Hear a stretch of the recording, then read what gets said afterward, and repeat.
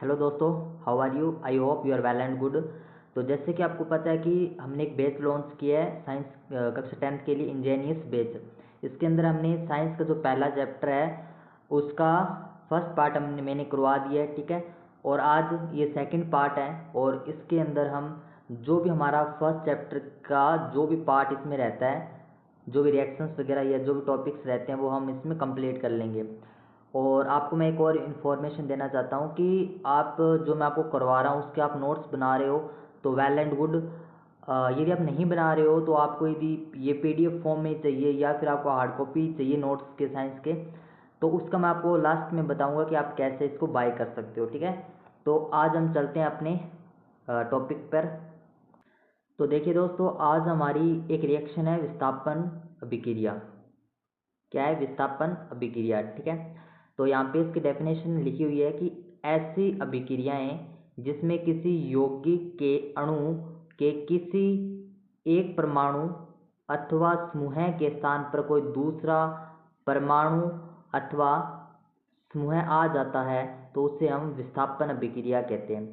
विस्थापन का मतलब होता है डिस्प्लेसमेंट, यानी कहने का मतलब है कि किसी एक परमाणु के जगह, ठीक है, कोई दूसरा परमाणु आ जाता है, यानी उसका विस्थापन हो जाता है, ठीक है। यानी उसकी जगह कोई और आ जाता है, ठीक है। तो उसे हम विस्थापन अभिक्रिया कहते हैं। जैसे कि एग्जाम्पल में दे रखा है कि यहाँ पे ये जिंक है, ठीक है, और यहाँ पर कॉपर सल्फेट होता है। अब होता क्या है कि जो ये जिंक होता है ना, ये ज़्यादा विक्रियाशील होता है कॉपर की तुलना में। तो ये क्या करता है कि जब कॉपर सल्फेट के साथ इसकी रिएक्शन होती है तो उस समय क्या करता है कि जो जिंक होता है ना, ये इस कॉपर को यहाँ से विस्थापित कर देता है, ठीक है। और इस सल्फेट जो ये कि नेगेटिव जो एक आयन होता है, ठीक है, उसके साथ ये जुड़कर क्या करता है, यहाँ पे जिंक सल्फेट का निर्माण करता है और कॉपर है जो इसको बाहर निकाल देता है। अब मैं आपको थोड़ा सा बताता हूँ कि जो विस्थापन अभिक्रिया होती है इसके अंदर एक्चुअली में होता ये है कि जैसे कि यहाँ पे कॉपर सल्फेट है और यहाँ पे जिंक है, तो यहाँ पे क्या होता है, जो जिंक होता है वो ज़्यादा विक्रियाशील होता है कॉपर की तुलना में। और इसी वजह से क्या होता है कि जो कॉपर सल्फेट जो कि खुद के अंदर एक यौगिक होता है, उसमें क्या करता है कि जो जिंक है वो इस कॉपर को बाहर निकाल देता है और वहाँ पे आप खुद जुड़ जाता है और वहाँ पे जिंक सल्फेट एक नए यौगिक का निर्माण कर देता है। तो इसी को ही हम क्या कहते हैं, विस्थापन अभिक्रिया कहते हैं, क्योंकि यहाँ पे जो जगह का मतलब एक तरीके से चेंज हुई है, ठीक है। एक दूसरा एग्जाम्पल है यहाँ पे, जैसे कि ये फेरिक है, ठीक है। इसने क्या किया, इसी की यदि आप कॉपर सल्फेट के साथ अभिक्रिया करवाते हो तो ये भी कॉपर को बाहर निकाल देता है, क्योंकि यहाँ पे कॉपर जो होता है लेस रिएक्टिव परमाणु होता है, ठीक है। और यहाँ पे फेरिक सल्फेट का निर्माण हो जाता है, तो इसको हम विस्थापन अभिक्रिया कहते हैं। ओके, नेक्स्ट हम बात करें तो हमारी है द्विविस्थापन अभिक्रिया, ठीक है। द्विविस्थापन अभिक्रिया, द्विविस्थापन भी एक तरीके से विस्थापन की तरह ही होती है, इसे डबल डिस्प्लेसमेंट रिएक्शन कहते हैं। जैसे कि वहाँ पे क्या हो रहा था कि कोई एक परमाणु है जो किसी दूसरे यौगिक में से किसी परमाणु को एक तरीके से डिस्प्लेस कर रहा था, बट यहाँ पे क्या होगा, द्वि लगा है यानी डबल। यानी यहाँ पे क्या होगा कि जो आयन है ना आपस में एक दूसरे को चेंज करेंगे। यहाँ पे लिखा हुआ है कि ऐसी अभिक्रियाएं जिनमें क्या होता है कि अभिकारकों के आयनों का आदान प्रदान होता है उसको हम द्विविस्थापन अभिक्रिया कहते हैं। जैसे कि एग्जाम्पल है, ये आपका सोडियम सल्फेट है और यहाँ पे जो ये आपका बेरिलियम क्लोराइड है। अब यहाँ पे क्या होता है कि ये एक तरीके से क्या होता है, पॉजिटिव होता है और ये नेगेटिव होता है, और यहाँ पर भी ये आयन है जो पॉजिटिव होता है और ये नेगेटिव होता है। तो आपने ये आप जब नेक्स्ट जब आप ट्वेल्थ के अंदर जाएंगे, 11th 12th के अंदर, ठीक है, जहाँ पे आप साइंस लेंगे तो वहाँ पे आपको पता चलेगा कि एक्चुअल में ये रिएक्शंस होती कैसे हैं। बट यहाँ पे क्या है कि आपको बस इतना ही समझना है कि द्विविस्थापन अभिक्रिया होती क्या है। ओके, तो यहाँ पे क्या होता है कि ये जैसे कि सोडियम है, ये प्लस का है, तो ये क्या करेगा कि इस नेगेटिव के साथ जुड़ेगा और नेगेटिव के साथ जुड़कर इसने यहाँ पे सोडियम क्लोराइड बना दिया, ठीक है। और उसी प्रकार यहाँ पे क्या होता है कि ये जो सल्फेट आयन है ये नेगेटिव है, तो ये इस पॉजिटिव के साथ जुड़ेगा, यानी प्लस माइनस के साथ माइनस प्लस के साथ जुड़ेंगे। बट सेम जो आयन होते हैं वो कभी भी नहीं जुड़ सकते, क्योंकि उनमें रिपल्सन होता है। जब सल्फेट आयन जब बेरिलियम के साथ जुड़ेगा तो यहाँ पे क्या बनाएगा, आपका बेरिलियम सल्फेट का निर्माण कर देगा, जो कि एक अवक्षेप की तरह ये काम करता है। Okay, are you getting my point?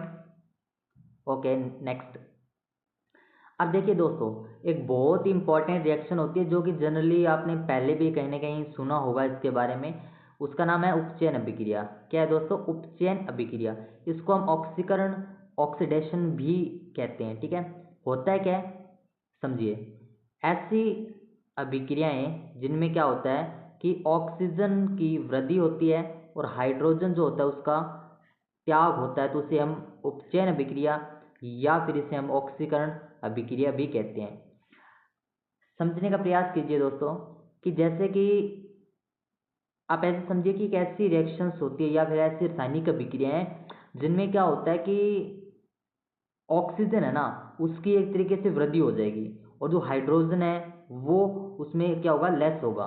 जैसे कि एग्जाम्पल है, यहाँ पे मैग्नीशियम है और यहाँ पर ऑक्सीजन है। ठीक है, और यहाँ पर MgO का निर्माण हो गया। तो आप ये समझिए कि यहाँ पे जो ऑक्सीजन है ना वो इस Mg के साथ जुड़ी है। यानी कहने का मतलब कि यहाँ पे ऑक्सीजन की बात करें तो जीरो थी, बट यहाँ पे ऑक्सीजन का एक अणु जुड़ गया। ठीक है, तो इसका मतलब क्या हुआ कि Mg ने जो ये MgO आयन जो यौगिक बनाया है, इसके अंदर ऑक्सीजन की वृद्धि होगी। और यही तो हमारी डेफिनेशन कह रही है कि ऑक्सीजन की वृद्धि होना ही क्या होता है, ऑक्सीकरण होता है। यानी यहाँ पे जो MgO बना है तो इसके अंदर ऑक्सीजन जुड़ गई है ना, तभी तो MgO बना है। तो यानी कहने का मतलब है कि जो Mg है उसका क्या हो गया, एक तरीके से MgO के अंदर क्या हो गया, उपचयन हो गया। या फिर आप ऐसे कह सकते हैं कि Mg का MgO के अंदर क्या हो गया, ऑक्सीकरण हो गया। Are you getting my point? Second example देखिए, यहाँ पे कॉपर है, यहाँ पे क्या है, ऑक्सीजन है। ठीक है, और यहाँ पे कॉपर ऑक्साइड का निर्माण हो गया। यहाँ पे कॉपर के पास ऑक्सीजन नहीं है, बट क्या हुआ कि ऑक्सीजन का एक अणु जुड़ गया और यहाँ पे कॉपर ऑक्साइड का निर्माण हो गया। तो यही तो डेफिनेशन में कह रहा है कि ऑक्सीजन का जुड़ना ही एक तरीके से ऑक्सीकरण होता है या फिर उपचयन होता है। ये जो रिएक्शन होती है बहुत ही ज़्यादा इंपॉर्टेंट रिएक्शन है। ठीक है, बस आपको इतना ध्यान रखना है कि जहाँ पे ऑक्सीजन जुड़ेगी ना वहाँ पे उस जो मतलब जो तत्व होता है, ऐसे समझिए, या फिर जो पदार्थ होता है उसका ऑक्सीकरण होगा। ओके, नेक्स्ट हम बात करेंगे तो अपचयन की बात करेंगे। वो पहले हमने पढ़ा वो उपचयन था, ये अपचयन रिएक्शन होती है। क्या होती है? अपचयन रिएक्शन होती है। इसको हम रिडक्शन के नाम से भी जानते हैं। ठीक है, इसमें क्या होता है कि ऐसी अभिक्रियाएं जिसमें क्या होता है कि हाइड्रोजन की वृद्धि और ऑक्सीजन का त्याग होता है, तो उसे हम अपचयन अभिक्रिया कहते हैं। यानी हमने जो ऑक्सीकरण के अंदर पढ़ा या फिर हमने उपचयन के अंदर पढ़ा, उसका जस्ट उल्टा ही क्या होता है, अपचयन होता है। एग्जाम्पल, जैसे कि ये कॉपर ऑक्साइड है, ठीक है, और ये हाइड्रोजन गैस है। अब इसमें से क्या हुआ कि जब ये कॉपर बना तो यहाँ पे क्या हुआ कि कॉपर ऑक्साइड के अंदर जो ऑक्सीजन है वो निकल गई और यहाँ पे कह रहा है कि ऑक्सीजन का त्याग और हाइड्रोजन का जुड़ना। और हाइड्रोजन यहाँ पे इसको ऐसे समझिए कि इस कॉपर ऑक्साइड के अंदर से ऑक्सीजन निकल गई, यानी इस कॉपर ऑक्साइड का इस कॉपर के अंदर क्या हो गया, अपचयन हो गया। क्योंकि इसमें से क्या हो गया, आप ऐसे समझ सकते हो क्योंकि इसमें क्या हो गया कि ऑक्सीजन निकल गई। ठीक है, तो यही कारण है कि इसमें कॉपर ऑक्साइड का अपचयन हुआ है, क्योंकि यहाँ पे ऑक्सीजन है जो निकल रही है। ठीक है, आपको इतना समझना है कि ऑक्सीजन जुड़ना उपचयन, ऑक्सीजन का निकलना अपचयन होता है। That's clear. नेक्स्ट बात करते हैं हम। तो अब क्या होता है कि कुछ ऐसी रिएक्शंस होती हैं दोस्तों जिनमें क्या होता है कि ये दोनों रिएक्शंस एक साथ चलती हैं। यानी ऐसी अभिक्रियाएं भी होती है जिनमें क्या होता है कि ऑक्सीकरण और अपचयन दोनों साथ साथ होती हैं। तो ऐसी जो अभिक्रियाएं होती हैं उनको हम क्या कहते हैं, उनको हम रेडॉक्स अभिक्रिया कहते हैं। क्या कहते हैं? रेडॉक्स अभिक्रिया कहते हैं। जैसे कि एग्जाम्पल है, इस एग्जाम्पल को मैं समझाता हूँ। यहाँ पे क्या हुआ कि जो आपका ये जो कॉपर ऑक्साइड है, ठीक है, इसमें से क्या हुआ कि ऑक्सीजन निकल गई और कॉपर बन गया। यानी ऑक्सीजन निकल गई, यानी इसका मतलब कॉपर ऑक्साइड का कॉपर के अंदर क्या हो गया, अपचयन हो गया। ठीक है, और यहाँ पे क्या हुआ, हाइड्रोजन है जो हाइड्रोजन के साथ क्या हुआ कि जो ऑक्सीजन गैस है वो जुड़ गई। इसका मतलब कि हाइड्रोजन का H2O के अंदर क्या हो गया, उपचयन हो गया या फिर ऑक्सीकरण हो गया। ठीक है, यानी इस रिएक्शंस के अंदर दोनों अभिक्रियाएं एक साथ हो रही है, यानी उपचयन भी हो रहा है और अपचयन भी हो रहा है। इसका मतलब ऐसी रिएक्शंस को हम क्या कहते हैं, रेडॉक्स अभिक्रियाएं कहते हैं। ओके, देखिए दोस्तों, अब क्या होता है कि जो मैंने आपको रिएक्शंस बताई हैं, अपचयन और उपचयन, इनका क्या होता है कि डेली लाइफ के अंदर भी इनका एक तरीके से प्रभाव है जो देखने को मिलता है। इनफैक्ट जो ह्यूमन बॉडी होती है वहाँ पर भी जो केमिकल रिएक्शंस होती हैं वो ऑक्सीकरण और उपचयन के अंदर ही वहाँ पे कंप्लीट होती हैं। जैसे कि सबसे पहले यहाँ पे लिखा हुआ है कि संक्षारण। संक्षारण का मतलब होता है जंग। ठीक है, यहाँ पे लिखा हुआ है कि जब कोई धातु अपने आसपास अम्ल, आर्द्रता आदि के संपर्क में आती है तब ये संक्षारित हो जाती है और इस प्रक्रिया को हम संक्षारण कहते हैं। उदाहरण के लिए जैसे कि चांदी है, चांदी के ऊपर काली परत चढ़ जाती है। ठीक है, तांबा है, तांबे के ऊपर आपने देखा होगा कि हरी जो परत होती है वो चढ़ जाती है। लोहे पर जंग लगना, वो सब क्या होता है, एक तरीके से संक्षारण ही होता है। और किस वजह से होता है, तो ये उपचयन की वजह से होता है। उपचयन का मतलब होता है ऑक्सीकरण की वजह से होता है। आपके एग्जाम के अंदर ऐसे ही क्वेश्चन पूछा जाएगा कि भाई संक्षारण किस वजह से होता है, और नीचे 4 ऑप्शन दे दिए जाएंगे, वहाँ पे उपचयन भी लिखा होगा, तो आपको उपचयन जो अभिक्रिया है उस पर क्लिक करना है। ओके, आपको ऐसे भी बोल सकता है कि भाई चांदी के ऊपर जो काली परत चढ़ जाती है किस के कारण होता है, ये भी पूछा जा सकता है। ठीक है, और आपसे ये भी पूछा जा सकता है कि लोहे पर जंग लगना किस वजह से होता है। ठीक है, तो आपको ये पता होना चाहिए कि ये सब किस वजह से होता है, उपचयन की वजह से होता है।